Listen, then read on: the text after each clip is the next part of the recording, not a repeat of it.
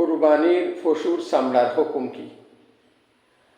কুরবানির চামড়া ফকির, মিসকিন, এতিমদেরকে সদকা বা হাদিয়া দেওয়া উত্তম, কিন্তু গরিব, এতিম, তালিবে এলমকে দিলে তিনটি লাভ।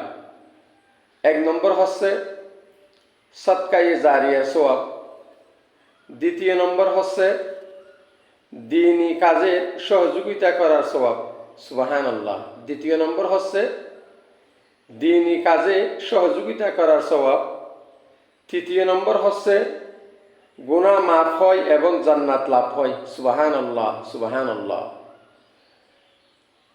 কুরবানি পশুর চামড়ার হুকুম।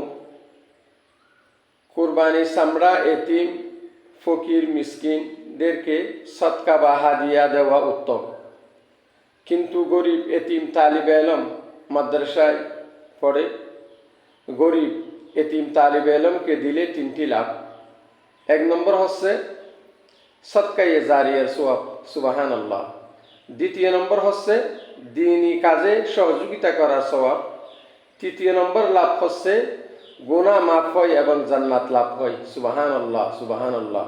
সেজন্য আমরা কুরবানির পশুর চামড়া মাদ্রাসার এতিম, তালিবে ইলমকে দেওয়ার চেষ্টা করব ইনশাআল্লাহ।